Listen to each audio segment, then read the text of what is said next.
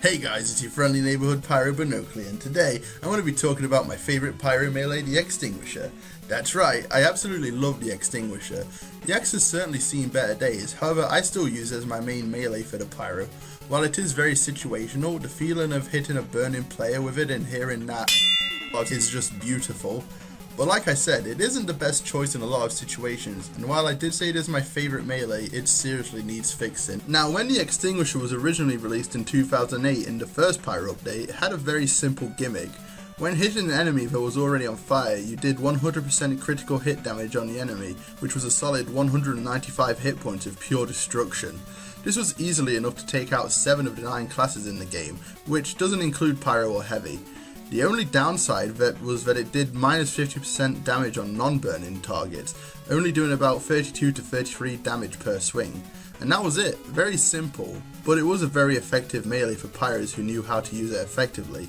Now, I only started playing in 2009 and hardly played pyro back in the day, so I can't tell you whether it was overpowered or not. Many years passed and the Axtinguisher stayed the same, with each update changing other things about the pyro except the aforementioned axe.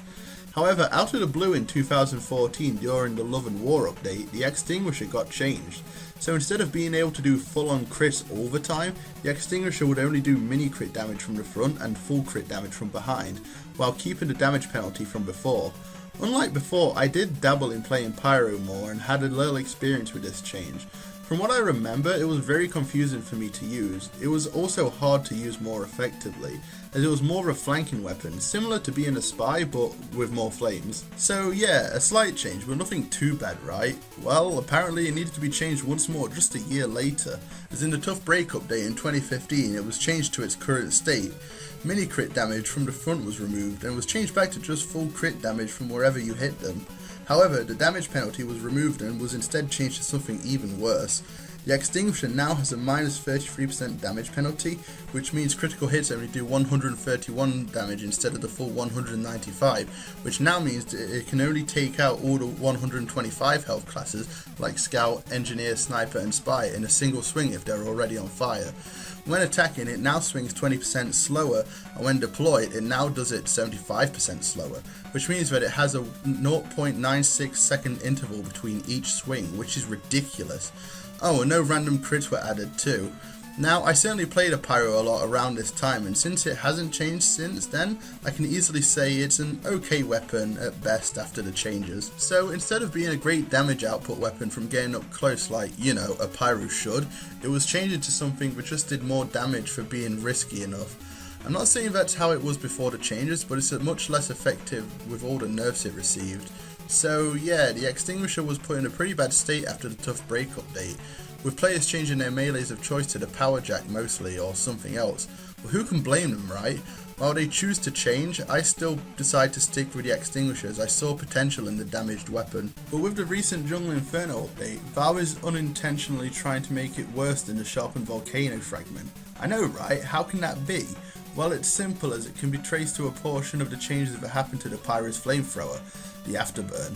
Before the changes, when an enemy was set alight, they stayed on fire for a solid 10 seconds unless they were healed or picked up a health pack.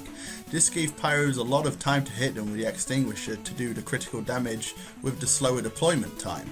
So while it wasn't exactly the best, it was still viable if you wanted to output a bunch of damage in a single hit. However, like I said, Afterburn was changed, so now enemies only stay on fire for a certain amount of time, which is dependent on how long you damage them with your thrower. What does this mean? Well, this means it's stupidly hard to pull off a hit with the Axtinguisher on a burning target now. See, before you could just hit an enemy with a little bit of fire and not worry for a while, but if you did this now, they would be extinguished before you have a chance of swinging your axe at them.